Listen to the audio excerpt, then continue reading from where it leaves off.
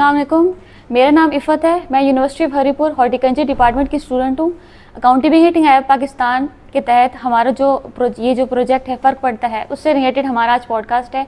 आज के ख़ुसूसी पॉडकास्ट में खुशामदीद। हमारे साथ मौजूद हैं डॉक्टर अब्दुल मोमिन साहब, जो यूनिवर्सिटी ऑफ हरीपुर में इस्लामियात के साथ मुंसलिक हैं और society for piece and conflict management के बानी भी हैं। Sir, thank you so much कि आपने हमारे लिए अपना कीमती वक्त निकाला। सबसे पहले सर, आप अपना थोड़ा सा शॉर्ट इंट्रोडक्शन हमें बता दें। जी, सबसे पहले तो अकाउंटेबिलिटी लैब और इनका जो प्रोजेक्ट है फ़र्क पड़ता है, मैं उनके तमाम ज़िम्मेदारान का शुक्रिया अदा करता हूँ कि उन्होंने यूनिवर्सिटी ऑफ हरीपुर को इस प्रोजेक्ट के लिए इसका इंतखाब किया है और जो जितने भी हमारे स्टूडेंट्स हैं उनको भी एक मौका फराहम किया है, तो मैं उन सब का शुक्रिया अदा करता हूँ। और आपने इस पॉडकास्ट के लिए मेरा इंतखाब किया, इसके लिए भी मैं दिल की अता गहराइयों से आपका शुक्रिया अदा करता हूँ। और पिछले अब 28 साल हो रहे हैं पढ़ने पढ़ाने लिखने लिखाने से ताल्लुक़ है, और कुछ 8 किताबें भी लिखी हुई हैं और एक कॉलम लिखता हूँ मशरिक़ अखबार में, लोकल अखबारों में मेरा कॉलम आता है। और इसके अलावा जो है वो 2 अल्हम्दुलिल्लाह सदारती अवार्ड हैं, 2 जो हैं वो कौमी अमन अवार्ड हैं। और एज़ाज़ और ख़ुशी की बात जो मैं अपने लिए समझता हूँ, तकरीबन 400 से ज़्यादा वॉलंटियर इवेंट्स हैं। यही इंटरफेथ इंट्राफेथ हारमनी और पीसफुल को एग्जिस्टेंस एक्सेप्टेंस टॉलरेंस, इसके ऊपर जो है वो काम करता हूँ। जी, thank you so much sir. Sir, आपने हमेशा सोसाइटी में अमन और हमआहंगी की बात की है, तो जैसे कि हम सब जानते हैं कि आजकल के दौर में अमन का, पीस का और टॉलरेंस का कितना बड़ा रोल है, और ये हमारे लिए कितनी बड़ी नेमत है, ख़ास तौर पर जब दुनिया में शिद्दत पसंदी और नफ़रत बढ़ रही हो। तो सर, बेसिकली अमन होता क्या है और हमारे माशरे में इसका रोल क्या है ज़्यादा, और ये अहमियत क्यों रखती है? देखिए, ये अमन जो है इसको आप सबसे पहले समझने के लिए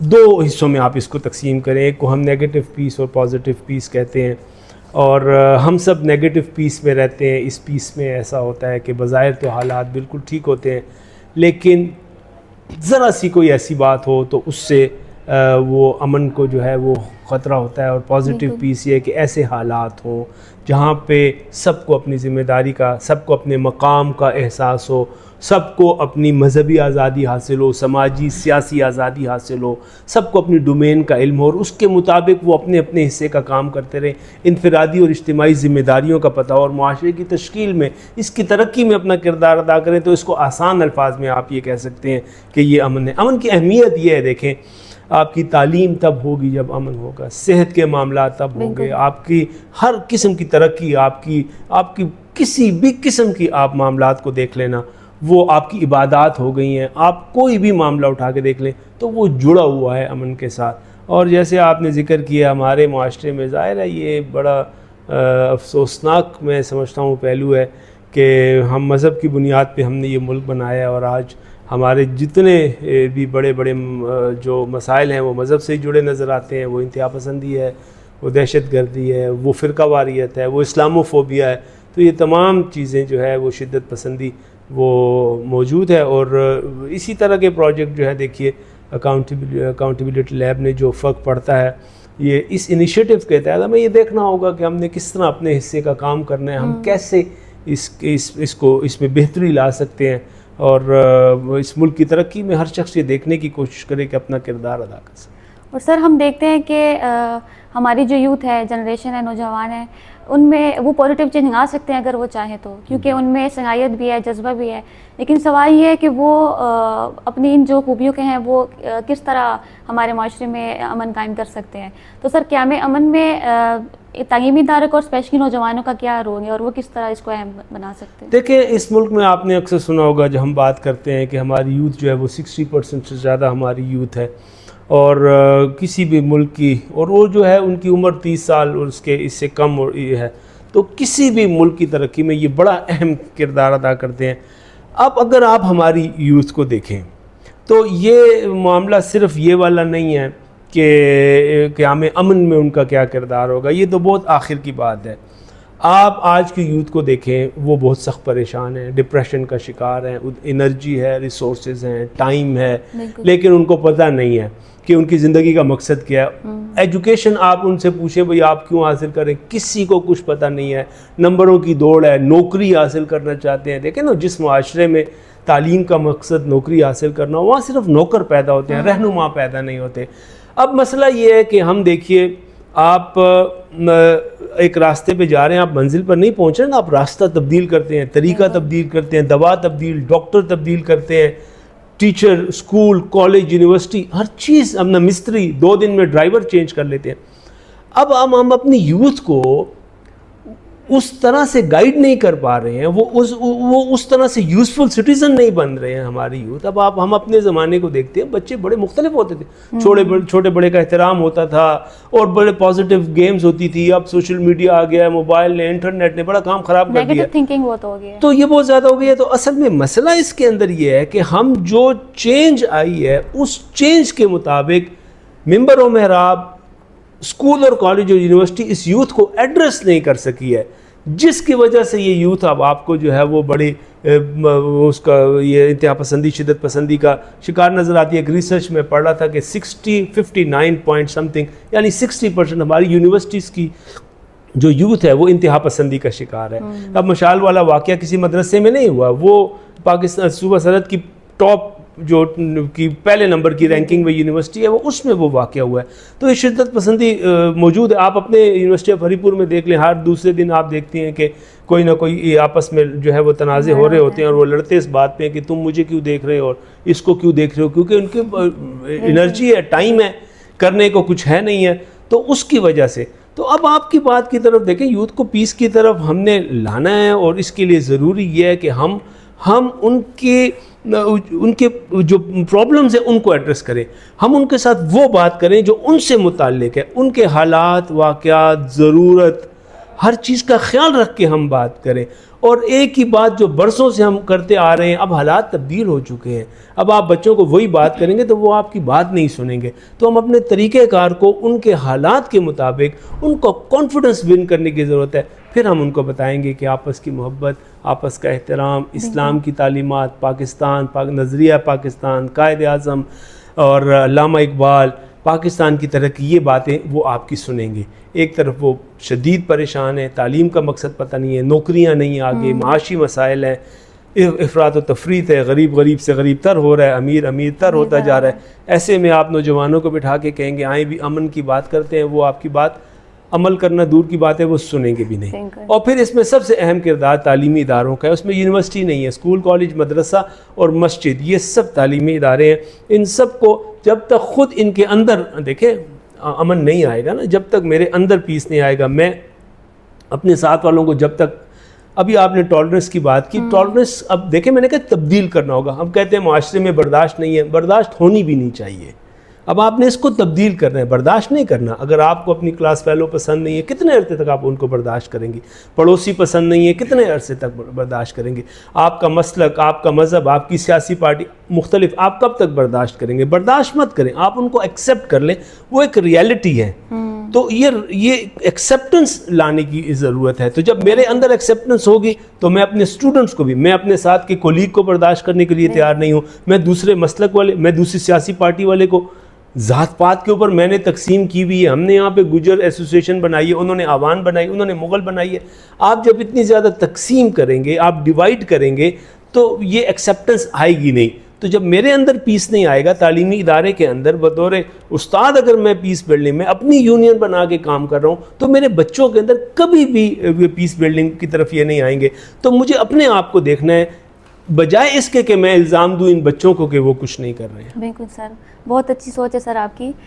سر کتابی تعلیم کے بارے میں تو اکثر بات چیت ہوتی رہتی ہے، لیکن ایز اے دینی اسکالر ہم دین کی تعلیم کو کیسے بہتر بنا سکتے ہیں؟ دیکھیں یہ میں سمجھتا ہوں ہمارا المیہ ہے۔ دیکھیں ہم نے اس کو الگ الگ کر دیا، دینی تعلیم ہے، دنیاوی تعلیم ہے۔ اب نبی کریم صلی اللہ علیہ وسلم دیکھیں بیک وقت آپ سربراہ بھی تھے، سلطنت کے، مملکت کے سربراہ تھے، آپ چیف جسٹس تھے، آپ سپہ سالار بھی تھے، آپ مسجد میں امام بھی تھے، خلافت راشدہ بھی ایسے ہی چلتی رہی۔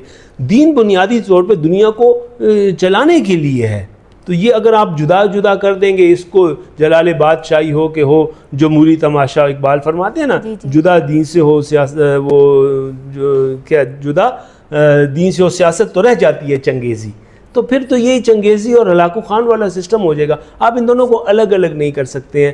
تو یہ جو ہم نے بالکل اس کو ملا اور مسٹر کا جو فرق کر دیا ہے، جب تک یہ ختم نہیں ہوگا تب تک جو ہے وہ بات آگے بڑھے گی نہیں. ہر شخص کو اتنا دین سمجھنا ضروری ہے کہ کوئی اس کو گمراہ نہ کر سکے. اسلام میں مولانا صاحب کا کوئی کانسیپٹ نہیں ہے. آج سے 200 سال پہلے کوئی مولانا صاحب نہیں تھے، لوگ دین سمجھتے تھے، پڑھتے تھے. ابھی بھی ہر شخص کو یہ کوشش کرنی ہے، کیونکہ آپ کو ہر مسجد سے اپنا مسلک پڑھایا جاتا ہے. اس لیے آج اسلام پیچھے ہے اور آپ کو مسالک کی مسجدیں نظر آتی ہیں. پاکستان پیچھے اس لیے چلا گیا ہے کہ ہر سیاسی جماعت اپنا جھنڈا اٹھاتی ہے، وہ اکٹھے ہو کر پاکستان کو آگے لے جا نہیں رہے ہیں. تو یہ دین و دنیاوی جو تقسیم ہے بچے، یہ درست نہیں ہے. ہمارے یوتھ کو اس بات کو سمجھنا ہوگا. بالکل سر. سر آپ نے مختلف مذاہب اور فرقوں کے ساتھ بھی کافی کام کیا ہے، ان کے ساتھ بیٹھ کے بات چیت کی ہے، تو ان مکالموں سے ہم نوجوان تو صحیح لیکن اساتذہ بھی کیا سیکھ سکتے ہیں؟ دیکھیں، یہ تقریباً آدھی دنیا میں گھوما اور یہ ان لوگوں کے ساتھ میں بیٹھا ہوں، ایتھیسٹ کے ساتھ میں بیٹھا ہوں، آپ جن کا جو تصور ہی نہیں ہے. جیوز کے ساتھ میری بہت انٹریکشنز ہوئی ہوئی ہیں. ہمارے ہاں دیکھیں دو چیزیں، ایک کو ہم انٹرفیتھ ہارمنی کہتے ہیں، ایک کو انٹرافیتھ ہارمنی کہتے ہیں. میں پچھلے جیسے آپ نے بتایا بھی سال سے اس پہ ملک کے اندر اور ملک کے باہر کام کر رہا ہوں. لیکن ہمارے ہاں ان دونوں چیزوں کی ایکسیپٹنس نہیں ہے. ہمارے ہاں یہ دونوں چیزیں فیملیئر نہیں ہیں. پہلی چیز ہے بین المذاہب ہم آہنگی اور مکالمہ، ڈائلاگ.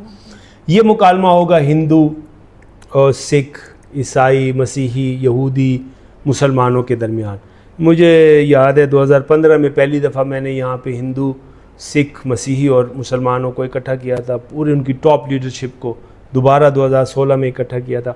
یہاں سے لوگوں نے مجھے کہا جی ہمیں ان سے دور رکھیں، ہم ان کے قریب نہیں آنا چاہتے. آپ اپنی مرضی سے مسلمانوں کے گھر میں نہیں پیدا ہوئے، وہ اپنی مرضی سے ہندو کے گھر میں. پہلی بات یہ ہے. دیکھیں مکالمہ ہوتا ہے نا، ڈائلاگ ہوتا ہے، ہمارے ہاں جرگہ ہوتا ہے، یہ برابری کی بنیاد پر ہوتا ہے. جب آپ نے یہ سوچ لیا ہے کہ صرف میں ٹھیک ہوں، اس ملک میں صرف مسلمان رہیں گے، ہم اور کسی کو رہنے نہیں دیتے، تو ڈائلاگ نہیں ہو سکتا. پہلا ہمارے ہاں مسئلہ یہ ہے. اب پاکستان میں نے جتنے انٹرفیتھ ڈائلاگ میں شرکت کی ہے، اس میں ایک مسئلہ یہ ہوتا ہے کہ سب لوگ مل کے کہتے ہیں کہ جی رام اور رحیم ایک ہی ہیں، سب کو بنانے والا ایک ہے، انسانیت سب سے بڑا مذہب ہے. ابھی میں نتیہ گلی میں ٹاک کر کے آئے ہوں، یوتھ تھے مردان یونیورسٹی کے، انہوں نے کہا جو انسانیت سب سے بڑا مذہب ہے. میں نے کہا انسانیت مذہب ہے ہی نہیں ہے. انسانیت کا احترام اسلام کا بیسک کانسیپٹ ہے. تو یہ اسلام مذہب ہے انسانی. یہ دو وجوہات ہیں. پہلا آپ اس لیے کرتے ہیں کہ میں ہی ٹھیک ہوں، بات چیت ہو ہی نہیں سکتی. دوسرا آپ اپنے مذہب کو چھوڑ کے نیا مذہب بناتے ہیں، بات چیت نہیں ہو سکتی. اب آئیے انٹرافیتھ ہارمنی، شیعہ، سنی، دیوبندی، بریلوی، اہل حدیث، پاکستان میں یہ ڈائلاگ بھی نہیں ہو سکتا. کیونکہ سب سے پہلے آپ یہ کہتے ہیں سارے راستے درست ہیں، اللہ نے سب راستوں کو ٹھیک رکھا ہوا ہے، آپ جیسے نماز پڑھنا چاہیں پڑھیں. جب آپ اپنے طریقے پہ نماز پڑھنا شروع کرتے ہیں، پھر کہتے ہیں اس کے پیچھے نماز نہیں ہوتی، یہ اس کی مسجد ہے، یہ اس کی مسجد ہے. تو میں اسلام آباد میں مجھے خود تجربہ ہوا، مولانا صاحب نے وہ کھڑے ہو گئے تراویح کے بعد، انہوں نے کہا یہاں پہ جو بھی 8 تراویح پڑھتا ہے وہ کل سے ہماری مسجد میں نہ آئے. جب سب طریقے ٹھیک ہیں، 8 والا بھی ٹھیک ہے، 20 والا بھی ٹھیک ہے، آپ مسجد کیوں نہیں آنے دیتے؟ میں نے خود ایک مسجد میں تصویر لی، وہاں پہ لکھا ہوا تھا کہ پہلی جماعت کے بعد آپ دوسری جماعت نہیں کرا سکتے. جب یہ طریقہ بھی ٹھیک ہے، تو جب یہ طریقہ بھی ٹھیک ہے، تو پھر آپ منع کیوں کرتے ہیں؟ یہ اتنی سخت آپس میں نفرت ہے، دوریاں ہیں کہ انٹرافیتھ ڈائلاگ بھی ہمارے ہاں پاسبل نہیں ہے. تو یہ میں اپنے ایکسپیرینس کی روشنی میں کہہ رہا ہوں. ضرورت بہت زیادہ ہے آپ کے سوال کے مطابق. ہم سب کو اکٹھا ہو کے بیٹھنا ہے. احترام انسانیت سب سے زیادہ ضروری ہے. ایک یہودی کا جنازہ جا رہا تھا، نبی کریم صلی اللہ علیہ وسلم احتراماً کھڑے ہو گئے. صحیح بخاری میں یہ حدیث ہے. صحابہ کرام نے فرمایا یہ تو یہودی ہے. آپ نے فرمایا الیست نفسن، یہ ایک نفس اور ایک جان، ایک انسان نہیں ہے یہ. آج انسانیت کا احترام ہمارے اندر سے ختم ہو گیا. آپ کا پڑوسی دیوبندی ہے، بریلوی ہے، اہل حدیث ہے، یہ یہودی ہے، یہ سوال آپ سے نہیں ہوگا. یہ اگر بھوکا ہے، پیاسا ہے، اس کی بیٹی جوان رشتہ نہیں ہو رہا، وہ قرضے میں ڈوبا ہوا ہے، سفید پوش ہے، مہنگائی نے پریشان کیا، یہ سوال آپ سے ہوگا. نبی کریم صلی اللہ علیہ وسلم نے فرمایا اگر ایک بستی میں ایک آدمی ایک رات بھوکے گزارتا ہے, اللہ تعالیٰ اس ساری بستی سے بری الذمہ ہو جاتا ہے. یہ ہم نے مذہب کے حوالے سے دیکھیں آج ہم کہاں پہ کھڑے ہیں. مجھے آپ ایک بات میں تمام سننے والوں سے کہتا ہوں, آپ مجھے بتائیے اس ملک میں ایک ایسی بات بتائیے جس پہ آپ کہیں کہ ہم فخر کر سکتے ہیں. تو یہ اتنی زیادہ نمازیں, اتنے زیادہ روزے, سب سے زیادہ حج اور عمرہ کرنے والے ہم ہیں, سب سے زیادہ صدقہ و خیرات کرنے والے ہم ہیں, سب سے زیادہ جھوٹ بولنے والے ہم ہیں. 3 ملک جو ہیں جھوٹ بولنے والے, ایجپٹ اور نائجیریا اور پاکستان پہلے نمبر پہ ہے. پوری دنیا میں انٹرنیٹ کے غلط استعمال میں ہم پہلے نمبر پہ. تو دیر از سم تھنگ رانگ بیٹا, وچ از ٹیریبلی رانگ. اور ہمارے تھنک ٹینک کو بیٹھ کے اس بارے میں سوچنا ہو. آج مجھے بتائیے اس بارے میں کہیں بات ہوتی ہے کہیں پہ؟ آپ کی کلاس میں کیا ہو رہا ہے؟ آتے ہیں 2-4 بتائیں, باتیں چلے گئے, اس کو یاد کریں اور لکھیں. مولانا صاحب مسجد میں آپ کو کیا بتا رہے ہیں؟ کوئی سننے کے بھی ان کی بات تیار نہیں ہے, کوئی دیکھنے, وہ تو ڈر کے مارے آتے ہیں, 2 رکعت بھاگ کے چلے جاتے ہیں. کہ اللہ تعالیٰ ہم سے اس بارے میں پوچھے گا نہیں؟ کیا ہم نے نبی کریم صلی اللہ علیہ وسلم کو منہ نہیں دکھانا کہ ہمارے سامنے اتنے مسائل تھے اور ہم اپنی ذات کو, اپنی نجات کو, اپنی نوکری کو, اپنے آپ کو دیکھ رہے تھے؟ یہ میری رائے میں یہ نہیں چلے گا اور ہمیں اس کا جواب دینا ہوگا. جی پلیز. سر جیسے کہ آپ کو پتہ ہے کہ ہماری جو یوتھ ہے وہ جذباتی ہے بہت زیادہ, تو آج کل بہت زیادہ جو غلط راستے پر چلنے لگ جاتے ہیں اور نفرت یا اور شدت پسندی اور یہی نیگیٹو چیزیں جو ہیں ان کی طرف ان کا رجوع بہت زیادہ جاتا ہے. تو آپ کو کیا لگتا ہے یہ ایسی کیا وجہ ہے, ایسا کیوں ہو رہا ہے, اور جو ہمارا پروگرام میں فرق پڑتا ہے اس سے ان کی سوچ کیسے تبدیل ہوتی ہے؟ دیکھیں جذباتیت جو ہے نا یہ غلط چیز نہیں. جذبات جو ہے, احساسات, یہ تو انسان کے اندر ہوتے ہیں اور انسان اور جانور میں فرق یہ ہوتا ہے. اب ہم ان بچوں کو صحیح طرح سے گائیڈ کیوں نہیں کر پائے ہیں؟ دیکھیے بات یہ ہے نا, اس دن بھی ہم بات کر رہے تھے کہ ہمارے ایجوکیشن سسٹم میں بچوں کی تربیت نہیں ہو رہی ہے. تو میں نے مثال کے طور پہ کہا کہ اگر آپ نے کسی کو 500 روپے دینے ہیں نا, تو آپ کی جیب میں کم از کم 10,000 روپے تو ہونے چاہیے کہ آپ آسانی سے 500 روپے دے سکیں. ان بچوں کے رویوں میں شدت پسندی ہے, ایکسیپٹنس نہیں ہے, احترام نہیں ہے, محبتیں نہیں ہیں. اس کی وجہ یہ ہے, آپ ان بچوں کو الزام نہیں دے سکتے. جس نے سکھانا تھا, جس نے سمجھانا تھا, اس کو خود پتہ نہیں ہے. میں سب سے پہلے اپنے آپ پہ الزام لیتا ہوں. میں آتا ہوں, ایک کتاب کرتا ہوں, دکھاتا ہوں, یہ لکھو, پڑھو, نمبر لو اور جاؤ یہاں سے. میں اپنے آرٹیکل لکھتا ہوں, میں اپنی پروموشن کے چکر میں سارا دن گزار دیتا ہوں. میں تو کسی بچے کو نہیں پوچھتا کہ آپ کیا کر رہے ہیں بیٹا, آپ نے یہ دن کہاں پہ گزارا ہے, کہاں سے آتے ہیں, کس کے ساتھ بیٹھے ہوئے, کیا کر رہے ہیں, کوئی نہیں پوچھتا. تو یہ غلطی میری ہے. ہر انسان کی فطرت کے اندر اچھائی پائی جاتی ہے, محبت پائی جاتی ہے, احترام پایا جاتا ہے, صفائی ہماری فطرت میں.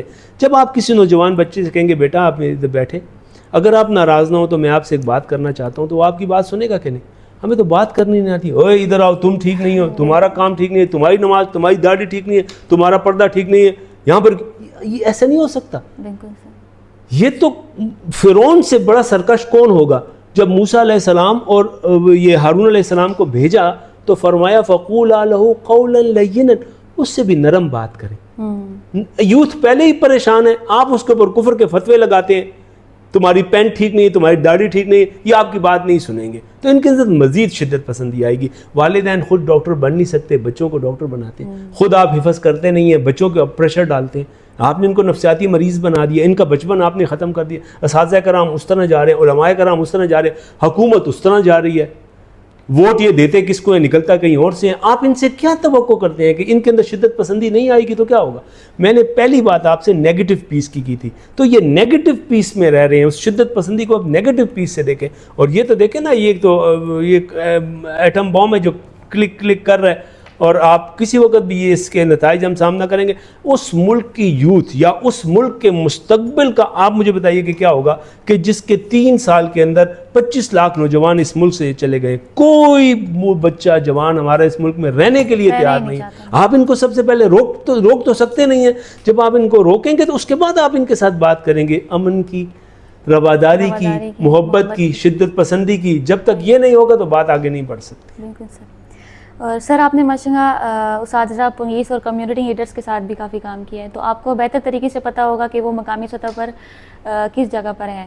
تو ان کا کیا رول ہے سر امن سے ریلیٹڈ ہمارے؟ دیکھیں یہ جو میں بہت زیادہ ٹریننگز کروا چکا ہوں. میں علماء کرام کی 12 ٹریننگز کروا چکا ہوں, 8 دن کی, بڑے ہائی لیول کی ٹریننگز تھی. مدرسوں کے وہ کروا چکا ہوں. ہری پور کے تمام اساتذہ کرام کی پرنسپلز آف افیکٹو لیڈرشپ کے اوپر میں ٹریننگز کروا چکا ہوں, پرنسپلز کی کروا چکا ہوں. اس کے بعد علماء کرام, صحافی ہمارے بھائی, اس کے بعد وہ کلا حضرات, ڈاکٹرز ہو گئے, پٹواری, جتنے ہری پور کے میں ان کی ٹریننگز تھی. مطلب کوئی شعبہ ایسا ہے نہیں ہے.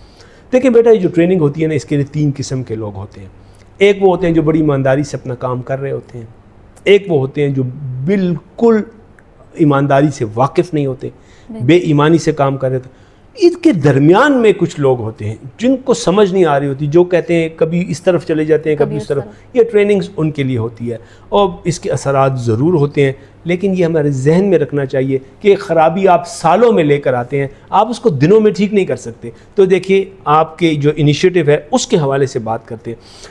اب دیکھیے میں نے اتنی زیادہ کوشش کی ہے, میں سمجھتا ہوں اس سے فرق پڑتا ہے, اور میں اللہ تعالیٰ کے سامنے جواب دہ ہوں اپنی کوشش کے لیے کہ میں نے کوشش کی تھی, اس کے نتائج آئے. اور خاص طور پہ جو میں نے کام کیا یوتھ کے ساتھ, اسٹوڈنٹس کے ساتھ جو میں نے کام کیا ہے, جو اس وقت سوسائٹی میں کام کر رہے ہیں, میں حیران رہ جاتا ہوں ان بچوں کو دیکھ کے کہ یعنی وہ کتنے آنیسٹ ہیں, کتنے محنتی ہیں, اس ملک کے لیے کتنا سوچتے ہیں, اپنی ذات کو انہوں نے پیچھے رکھا ہوا ہے. ہمارے یہاں MLT سے بھی ایک اسٹوڈنٹ نے اچھے GPA کے ساتھ وہ کیا ہے, اپنا BS کیا, وہ اپنے گاؤں سے بھی آدھا گھنٹہ آگے پرائمری اسکول میں جہاں کوئی ٹیچر جاتا ہی نہیں ہے وہاں جا کے وہ ٹیچر بن گئے ہیں. تو یہ میں نے ان کو بتایا تھا, میں ان کو ایسی بہت ساری اور مثالیں, ساتھ ساتھ وہ اپنا کام کرتے ہیں پراپرٹی کا, ساتھ ساتھ وہ کرتے ہیں. تو بیٹا فرق ضرور پڑتا ہے, آپ نے بھی کوشش کیا ہے, ہم سب مل کر کوشش کر رہے ہیں, تو فرق ضرور پڑتا ہے. ہم اللہ تعالیٰ کے سامنے جواب دہ ہوں گے کہ ہم نے اپنے حصے کا کام کیا تھا. صحیح ہے سر, بالکل.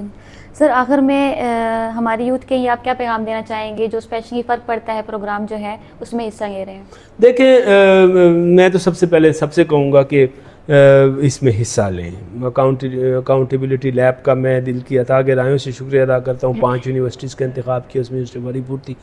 اب دیکھیں وہ یہ اپنا کام کر کے چلے گئے. اب بچے آپ کا کام ہے کہ آپ اس کو آگے لے کے جائیں. ہر بچے کو کلاسز میں جا کے آپ یہی انیشیٹو ان کو بتائیں, فرق پڑتا ہے میں آپ ان کو شامل کریں. پہلی بات تو یہ آپ کے لیے یہ پیغام ہے, کیونکہ اللہ کا حکم ہے احسن کما احسن اللہ الیک. اللہ نے جو نیکی آپ پر احسان کی ہے, یونیورسٹی میں اگر 10,000 اسٹوڈنٹ ہیں تو آپ تو یہ فرق پڑتا ہے, میں تو 50 بچے آئے ہیں. میں نے تو پہلے دن یہ سوال کیا بھائی کیسے سلیکٹ ہوئے ہیں یہ بچے, مجھے اسلامیات کے بچے کیوں نہیں نظر آ رہے, مجھے یہاں پہ پاک اسٹڈیز کے کیوں نہیں نظر, یہ سلیکشن آپ نے کیسے کی ہے. تو آپ خاص لوگ ہیں. اب آپ نے وہ انگریزی میں کہتے ہیں don't stop the kindness, pass it on. اب آپ کے ساتھ نیکی ہوئی ہے, اس کو آگے پھیلائیں. اب باقی یوتھ, آپ کے انیشیٹو میں جو یوتھ ہے اور باقی جتنی یوتھ ہمیں سن رہی ہے, میسج سب کے لیے بڑا سمپل ہے کہ آپ اپنی ترجیحات کا تعین, مقاصد کا تعین کریں. بھئی آپ کی زندگی کا مقصد کیا ہے, آپ کی تعلیم کا مقصد کیا ہے, آپ کی یہ ڈگری کا مقصد کیا, آخر آپ چاہتے کیا ہیں. رزق تو آپ کو آپ کی موت جیسے حدیث میں آتا ہے ویسے رزق آپ کے پیچھے آئے گا. آپ فرق پڑتا ہے کہ اس کا مقصد کیا ہے. ان مقاصد میں سے بچے لکھ کے رکھیں, کتنے مقاصد آپ کے پورے ہو گئے, کتنے پورے نہیں ہو سکتے, کتنے آپ نے مزید اس کے اوپر آپ نے کام کرنا ہے. تو یہ جب تک آپ لکھیں گے نہیں اپنے پاس, یہ باتوں سے کیا ہوتا ہے, نشستم گفتم برخاستم. پچھلے 80 سال سے آپ لیکچر دے رہے ہیں, لیکچر تو کوئی بھی نہیں سنتا, باتیں تو کوئی بھی نہیں سنتا. تو آپ نے ہر ایک کام, آج ہم یہاں کیوں بیٹھے ہوئے ہیں, آپ اپنا کام چھوڑ کے بیٹھے ہوئے, یہ پوری ٹیم آئی بھی اپنا کام چھوڑ کے بیٹھی ہے, میں اپنا کام چھوڑ کے بیٹھا ہوں. آخر اس کا مقصد کیا ہے؟ تو ہمیں اپنے مقاصد کا تعین کرنا. یہ میرا سمپل میسج ہے جو بھی سن رہا ہے کہ بھائی اپنے مقاصد, زندگی کا مقصد کیا ہے, اس کام کا مقصد کیا ہے. اور اللہ تعالیٰ کے سامنے کھڑے ہوں گے تو ہم کیا جواب دیں گے, نبی کریم صلی اللہ علیہ وسلم کو کیا منہ دکھائیں گے, یہ ذرا سا وقت پہ یہ دیکھ لیں. یہ میرا میسج ہے. بالکل سر. سر تھینک یو سو مچ کہ آپ نے اپنے قیمتی ایکسپیرینس ہمارے ساتھ شیئر کیے, اور ہمیں یقین ہے کہ ہماری جو نوجوان ہیں, ہماری جو یوتھ ہے, ان کو آپ کی باتوں سے کافی اثر بھی ہوگا اور ان کو آپ کے نفاذوں کی اہمیت بھی معلوم ہوگی, اور انشاءاللہ وہ فخر محسوس کریں گے آپ کی باتوں پہ. جی میں آپ کا بھی اکاؤنٹیبلٹی لیب کا ایک مرتبہ پھر سے فرق پڑتا ہے انیشیٹو کا, پوری ٹیم کا میں شکریہ ادا کرتا ہوں. جتنے بچے اس پروجیکٹ میں آپ کام کر رہے ہیں, یہ میرے لیے آنر کی بات ہے. آپ نے میرا انتخاب کیا ہے. ان تمام بچوں کے لیے میسیج ہے, ان کی انیشیٹو میں جہاں جہاں بھی ان کو میری ضرورت ہے, پلیز آپ مجھے ضرور بتائیے, میں انشاءاللہ حاضر ہوں. تھینک یو سو مچ سر. ہم امید کرتے ہیں کہ آپ سب بھی امن, برداشت اور محبت کے ہی اپنا کردار نبھاتے رہیں گے. ملتے ہیں اگلے پروگرام میں. اللہ حافظ.